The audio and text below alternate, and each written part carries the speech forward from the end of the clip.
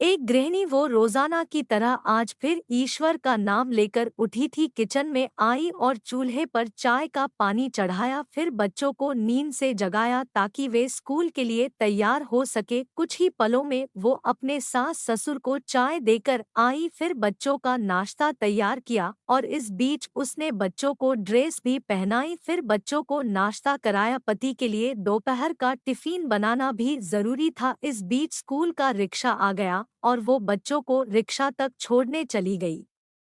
वापस आकर पति का टिफिन बनाया और फिर मेज से जूठे बर्तन इकट्ठा किए। इस बीच पतिदेव की आवाज आई कि मेरे कपड़े निकाल दो। उनको ऑफिस जाने लिए कपड़े निकाल कर दिए। अभी पति के लिए उनकी पसंद का नाश्ता तैयार करके टेबल पर लगाया ही था कि छोटी ननद आई और ये कहकर गई कि भाभी आज मुझे भी कॉलेज जल्दी जाना, मेरा भी नाश्ता लगा देना। तभी देवर की भी आवाज आई कि भाभी नाश्ता तैयार हो गया क्या? अभी लीजिए नाश्ता तैयार है। पति और देवर ने नाश्ता किया और अखबार पढ़कर अपने अपने ऑफिस के लिए निकल चले। उसने मेज से खाली बर्तन समेटे और सास ससुर के लिए उनका परहेज का नाश्ता तैयार करने लगी। दोनों को नाश्ता कराने के बाद फिर बर्तन इकट्ठे किए और उनको भी किचन में लाकर धोने लगी। इस बीच सफाई वाली भी आ गई। उसने बर्तन का काम सफाई वाली को सौंपकर खुद बेड की चादरें वगैरह इकट्ठा करने पहुंच गई और फिर सफाई वाली के साथ मिलकर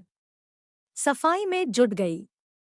अब तक 11 बज चुके थे। अभी वो पूरी तरह काम समेट भी ना पाई थी कि काल बेल बजी। दरवाजा खोला तो सामने बड़ी ननद और उसके पति व बच्चे सामने खड़े थे। उसने खुशी खुशी सभी को आदर के साथ घर में बुलाया और उनसे बातें करते करते उनके आने से हुई खुशी का इजहार करती रही। ननद की फरमाइश के मुताबिक नाश्ता तैयार करने के बाद अभी वो नंद के पास बैठी ही थी कि सास की आवाज आई कि बहू खाने का क्या प्रोग्राम है।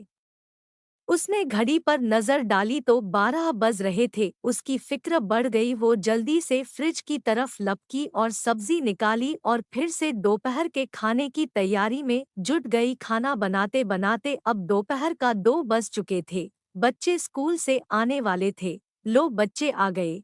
उसने जल्दी जल्दी बच्चों की ड्रेस उतारी और उनका मुंह हाथ धुलवाकर उनको खाना खिलाया। इस बीच छोटी नंद भी कॉलेज से आ गई और देवर भी आ चुके थे। उसने सभी के लिए मेज पर खाना लगाया और खुद रोटी बनाने में लग गई। खाना खाकर सब लोग फ्री हुए तो उसने मेज से फिर बर्तन जमा करने शुरू कर दिए। इस वक्त 3 बज रहे थे। अब उसको खुद को भी भूख का एहसास होने लगा था। उसने हॉट पॉट देखा तो उसमें कोई रोटी नहीं बची थी।